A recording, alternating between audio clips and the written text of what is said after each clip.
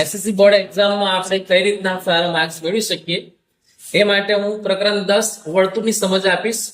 આ પ્રકરણમાં આપણે વિભાગ એ ની અંદર બે પ્રશ્નો પૂછાય છે.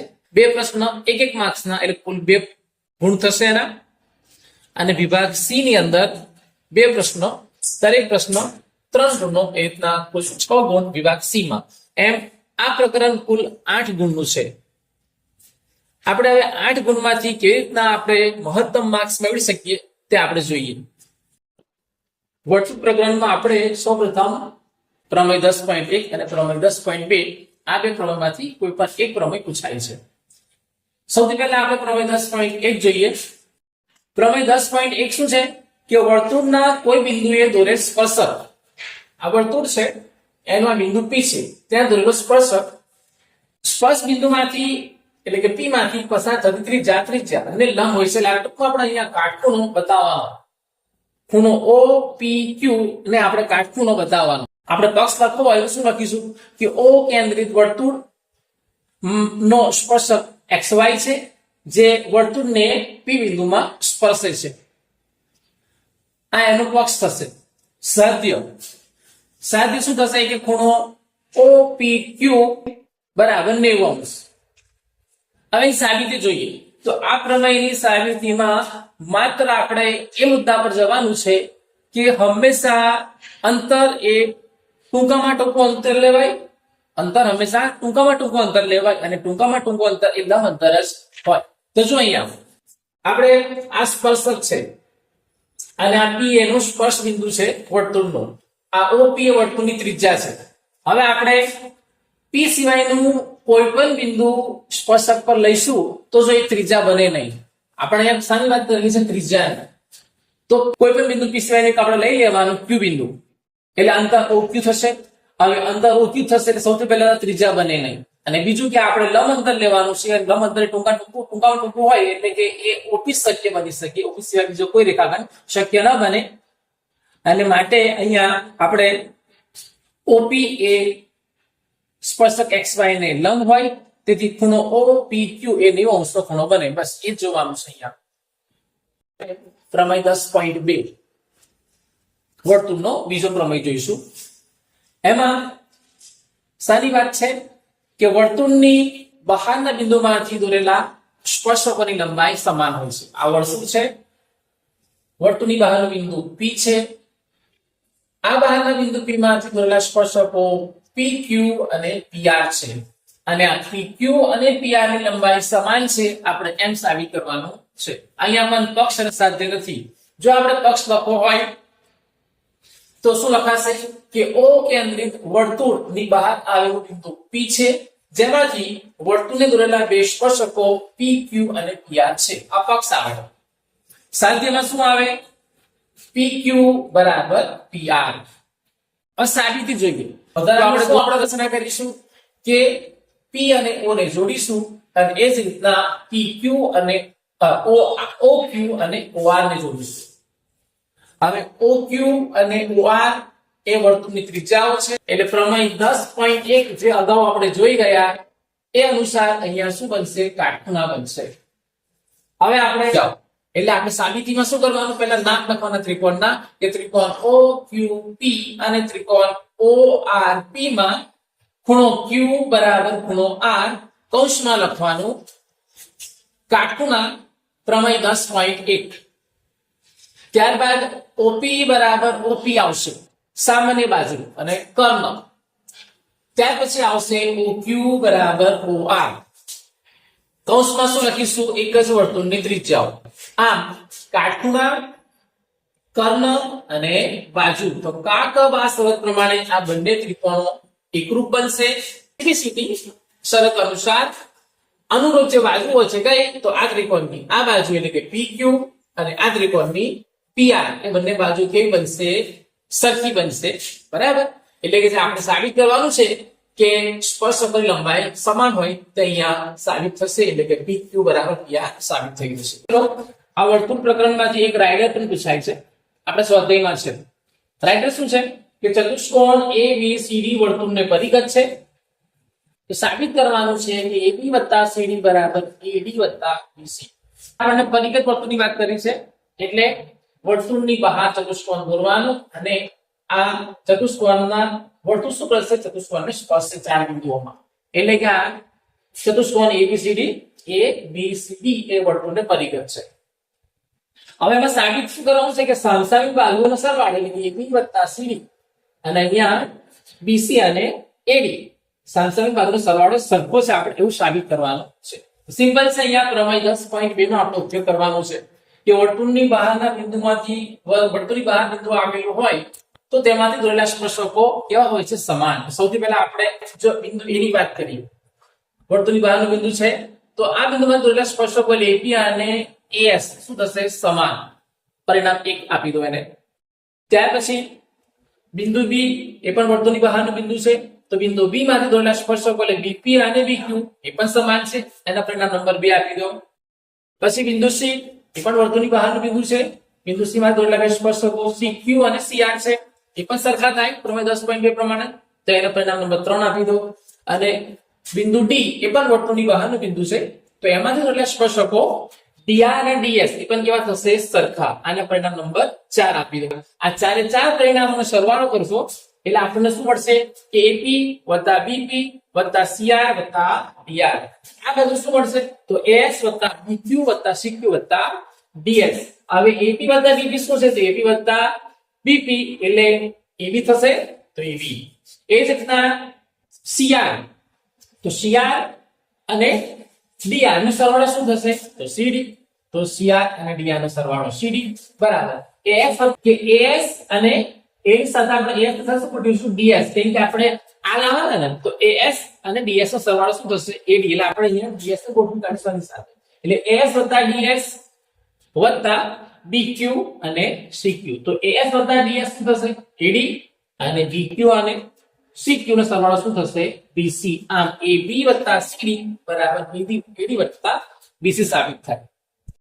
હેતુલક્ષી પ્રશ્નમાં ખાલી જગ્યા એક અંતિમ જવાબ પ્રશ્ન પૂછાય છે તો ખાલી જગ્યામાં જોઈએ તો વર્તુળને વધુમાં વધુ ખાલી જગ્યા સમાંતર સ્પર્શક હોઈ શકે છે. જો આ વર્તુળ છે આ સ્પર્શક અને આ સ્પર્શક એકબીજાને સમાંતર છે તો બે સ્પર્શક તમે આવા દોરી શકો પછી તમે એને અંદર લઈ આવો તો છેદિકા બની જાય બરાબર. એટલે વર્તુળને સમાંતર હોય એવા બે સ્પર્શક મળે એટલામાં જવાબ આવશે 2. પછી આગળનો પ્રશ્ન છે વર્તુળની અંદર આવેલા બિંદુમાંથી વર્તુળને કેટલા સ્પર્શક મળે તો આ વર્તુળની અંદર આવેલું બિંદુ છે તો આ વર્તુળની અંદર આવેલું બિંદુ છે એમાંથી સ્પર્શક દોરાય એટલે દોરી ન શકાય એ શું બની જશે છેદિકા. એટલે વર્તુળની અંદર આવેલા બિંદુમાંથી આપણે વર્તુળને એક પણ સ્પર્શક ન દોરી શકીએ માટે જવાબ આવે અહીંયા 0. ત્યાર પછી આગળ કે વર્તુળનો સ્પર્શક વર્તુળને ખાલી એક બિંદુમાં સ્પર્શે તો આ વર્તુળનો સ્પર્શક છે. સ્પર્શક એટલે ખાલી સ્પર્શે તે માત્ર એક જ બિંદુમાં સ્પર્શે માટે આપણે સ્પર્શક એક જ બિંદુમાં સ્પર્શે એટલે વર્તુળનો સ્પર્શક વર્તુળને એક બિંદુમાં સ્પર્શે. પછી આગળ એક જગ્યા છે કે વર્તુળને બે બિંદુમાં છેદતી રેખાને શું કહેવાય ખાલી જગ્યા કહેવાય તો વર્તુળને આ વર્તુળ છે એને બે બિંદુમાં છેદતી રેખાને શું કહેવાય વર્તુળની છેદિકા. ઓકે. બીજી એક ખાલી જગ્યા છે કે જો વર્તુળની પરિમિતિ અને તેનું ક્ષેત્રફળ સમાન હોય તો વર્તુળ ત્રિજ્યા ખાલી જગ્યા હોય તો અહીંયા શું કહ્યું છે કે પરિમિતિ અને ક્ષેત્રફળ સમાન તો વર્તુળની પરિમિતિ બરાબર વર્તુળનું ક્ષેત્રફળ. વર્તુળની પરિમિતિ એટલે 2πr અને વર્તુળનું ક્ષેત્રફળ એટલે πr² સમાન છે એટલે સરખું છે બરાબર ચિહ્ન સરખું હોય તો બંને તરફથી સરખા સરખા કાઢી નાખીએ તો પાઈ નીકળી જાય. અહીંયા બે વખત r છે r² એટલે તો એક r નીકળી જાય તો બાકી શું બચશે અહીંયા 2 બરાબર અહીંયા 8 એટલે કે વર્તુળની ત્રિજ્યા r બરાબર કેટલા મળશે આપણને 2 એકમ.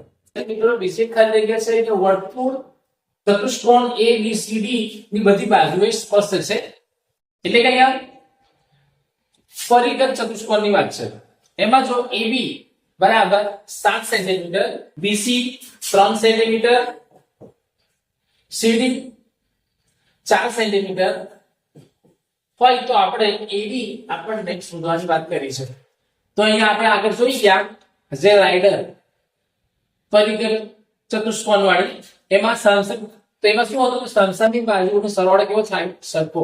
અહીંયા સામસામી બાજુઓ છે AB અને CD અને BC અને AD તો સામસામી બાજુનો સરવાળો સરખો થાય એટલે AB + CD = BC + AD આપણે લખવાનું. કિંમત મૂકી દઈએ તો AB ની કિંમત છે 7 CD ની કિંમત છે 4. પછી એડી ની કિંમત શોધવાની છે એટલે એડી એવા નહીં અને બીસી ની કિંમત છે 3 બરાબર 4 ને 7 ને 4 11 3 ને હજુ લઈ આવો એટલે 11 માં 3 જાય તો 8 એડી ની કિંમત કેટલી આવશે 8 મિત્રો વર્તુળ પ્રકરણમાંથી 3 માર્ક્સ નો એક દાખલો પૂછાય છે એ દાખલો આપણે જોઈએ દાખલાની રકમ છે કે બે સમકેન્દ્રીય વર્તુળોની ત્રિજ્યાઓ 5 સેન્ટીમીટર અને 3 સેન્ટીમીટર છે મોટા વર્તુળની ત્રિજ્યા આ મોટા વર્તુળની જીવા નાના વર્તુળને સ્પર્શે છે તો જીવાની લંબાઈ શોધો તો અહીંયા જુઓ આકૃતિ આ રીતના બનશે કે આ બે વર્તુળો સમકેન્દ્રીય વર્તુળો એનું કેન્દ્ર O મોટા વર્તુળની ત્રિજ્યા એટલે કે OB એ 5 સેન્ટીમીટર નાના વર્તુળની ત્રિજ્યા એટલે OC એ 3 સેન્ટીમીટર અને AB એ શું મોટા વર્તુળની જીવા કે જે નાના વર્તુળને C બિંદુએ સ્પર્શે છે તો પ્રમેય 10.1 આપણે જોઈ ગયા વર્તુળનો પ્રમેય કે અહીંયા સ્પર્શ બિંદુએ શું બનશે કાટખૂણો બનશે એટલે ત્રિકોણ OCB શું બનશે કાટકોણ ત્રિકોણ કે જેમાં બે બાજુ આપેલી છે OB અને OC આપણે શોધવાના CB ખરેખર આપણે શોધવાના છે આખી જીવાની લંબાઈ તો યાદ રાખો C શું બનશે જીવાનું મધ્ય બિંદુ એટલે આપણે આ સુધી કાઢીશું તો આપણે એને ડબલ કરી દઈશું તો આપોઆપ AB મળી જાય તો CB શોધવા માટે અહીંયા પાયથાગોરસનો આપણે નિયમ લગાડીશું તો કર્ણનો વર્ગ એટલે કે OB સ્ક્વેર બરાબર OC સ્ક્વેર વત્તા CB સ્ક્વેર અથવા BC સ્ક્વેર તો અહીંયા આપણે કિંમતો મૂકી દઈશું કર્ણની કિંમત આપેલી છે 5 તો 5 નો વર્ગ બરાબર OC ની કિંમત 3 છે 3 નો વર્ગ અને CB આપણે શોધવાના CB સ્ક્વેર એવા ને એવા 5 નો વર્ગ 25 3 નો વર્ગ 9 CB સ્ક્વેર એવા ને એવા 9 ને એમ લઈ લેવું 100 આપણે 25 9 એટલે 16 થશે એટલે CB સ્ક્વેર ની કિંમત મળશે 16 એટલે કે CB ની કિંમત પ્લસ ઓર માઈનસ 4 મળે પણ માઈનસ નહીં લેવાનું અંતર છે એટલે આપણે ખાલી 4 સેન્ટીમીટર CB ની કિંમત કેટલી મળશે 4 સેન્ટીમીટર આ CB ની કિંમત પડી ગઈ હવે C શું છે AB નો મધ્ય બિંદુ એટલે આખા AB લંબાઈ કેટલી થશે તો CB કરતા બમણી એટલે કે 4 દુ 8 સેન્ટીમીટર આમ જીવાની લંબાઈ આપણને કેટલી મળશે 8 સેન્ટીમીટર 41 ત્રિજ્યાવાળા મોટા વર્તુળની જીવા AB એ 40 ત્રિજ્યાવાળા નાના વર્તુળને સ્પર્શે છે તો આપણે અહીંયા પણ AB જીવાની લંબાઈ શોધવાની છે તો ગયા દાખલાની જેમ અહીંયા પણ આકૃતિ આ રીતના બનશે આ મોટું વર્તુળ આ નાનું વર્તુળ એમનું કેન્દ્ર એક જ આવશે એટલે સમકેન્દ્રીય વર્તુળો છે બંને કેન્દ્રનું નામ આપણે P આપીએ આ જીવા AB છે અને અહીંયા સ્પર્શ બિંદુ જે છે એને આપણે M નામ આપીએ તો પ્રમેય 10.1 પ્રમાણે આ અહીંયા કાટખૂણો બનશે એટલે આ કાટકોણ ત્રિકોણ બનશે PMB PMB માં મોટા વર્તુળ ત્રિજ્યા PB 41 આપેલી છે નાના વર્તુળ ત્રિજ્યા PM 40 આપેલી છે અને આપણે MB શોધવાના છે તો પાયથાગોરસના નિયમ પ્રમાણે PB સ્ક્વેર બરાબર PM સ્ક્વેર વત્તા MB સ્ક્વેર તો એટલે આપણે સૂત્ર કરતા બનાવી દઈશું તો આવું સૂત્ર બનશે હવે કિંમત મૂકીએ PB ની કિંમત છે 41 એટલે 41 નો વર્ગ ઓછા PM ની કિંમત છે 40 40 નો વર્ગ 41 નો વર્ગ 1681 40 નો વર્ગ 1681 માંથી 1600 જશે એટલે 81 એ MB સ્ક્વેર આવશે એટલે કે MB ની કિંમત પ્લસ ઓર માઈનસ 9 પરંતુ આપણે પ્લસ જ ગણવાના એટલે MB ની કિંમત આવશે 9 હવે આપણે MB ની કિંમત આવી 9 આપણે શોધવાના છે AB તો AB શું થશે MB ના બમણા એટલે કે AB ની કિંમત થશે 9 દુ 18 સેન્ટીમીટર મિત્રો બીજો એક વર્તુળનો પ્રશ્ન છે કે વર્તુળના કેન્દ્રથી 5 સેન્ટીમીટર અંતર આવેલ બિંદુ A થી દોરેલા સ્પર્શકની લંબાઈ 4 સેન્ટીમીટર છે તો વર્તુળની ત્રિજ્યા શોધો અહીંયા વર્તુળ છે અહીંનું કેન્દ્રથી 5 સેન્ટીમીટર દૂર આવેલ બિંદુ A થી વર્તુળ દોરેલું સ્પર્શક AB સાથે એની લંબાઈ છે 4 સેન્ટીમીટર તો આપણે વર્તુળની ત્રિજ્યા એટલે કે OB શોધવાના છે આ વર્તુળ છે એનું કેન્દ્ર O તો અહીંયા પણ પ્રમેય 10.1 પ્રમાણે અહીંયા પર શું બનશે કાટખૂણો એટલે આ કાટકોણ ત્રિકોણ બની ગયો એટલે OBA કાટકોણ ત્રિકોણ બનશે જેમાં AB ની કિંમત 4 સેન્ટીમીટર OA ની કિંમત 5 સેન્ટીમીટર અને OB ની વર્તુળ ત્રિજ્યા આપણે શોધવાની તો OA સ્ક્વેર AB સ્ક્વેર વત્તા OB સ્ક્વેર OA એટલે 5 સેન્ટીમીટર એનો વર્ગ બરાબર AB એટલે 4 સેન્ટીમીટર એનો વર્ગ વત્તા OB સ્ક્વેર એવા ને એવા 5 નો વર્ગ 25 4 નો વર્ગ 16 ને આ બાજુ લઈ આવો તો 25 ઓછા 16 એટલે કે 9 એટલે OB સ્ક્વેર ની કિંમત આવશે 9 એટલે કે OB ની કિંમત આવશે 3 સેન્ટીમીટર આ પુસ્તકનો પ્રશ્ન છે એ ઘણીવાર પૂછાય છે 3 ગુણના દાખલા તરીકે પ્રશ્ન શું છે કે 5 સેન્ટીમીટર ત્રિજ્યાવાળા વર્તુળના કોઈ બિંદુ P આગળ દોરેલ એક સ્પર્શક PA છે PA કેન્દ્ર O માંથી પસાર થતી રેખાને એ બિંદુએ છેદે છે OA બરાબર 12 સેન્ટીમીટર, તો PA ની લંબાઈ શોધો. એટલે આ કાટકોણ ત્રિકોણ બન્યો. આ કાટકોણ ત્રિકોણનું નામ આપણે OPA છે. એટલે પાયથાગોરસના નિયમ પ્રમાણે કાટકોણની સામે બાજુ કર્ણનો OA, તો OA નો વર્ગ બરાબર OP નો વર્ગ વત્તા AP નો વર્ગ. કિંમતો મૂકી દઈએ. OA એની કિંમત 12 છે એટલે 12 નો વર્ગ બરાબર AP શોધવાના છે એવા ને એવા સ્ક્વેર વત્તા OP 5 છે એટલે 5 નો વર્ગ. 12 નો વર્ગ 144, AP સ્ક્વેર એવા ને એવા, 5 નો વર્ગ 25. 25 ને આપણે આ બાજુ લઈ આવો તો AP સ્ક્વેર બરાબર 144 ઓછા 25. 144 માંથી 25 જાય તો 119, એટલે AP સ્ક્વેર ની કિંમત કેટલી આવશે? 119. આમ આપણને AP ની કિંમત કેટલી મળશે? વર્ગમૂળમાં 119 સેન્ટીમીટર મળે.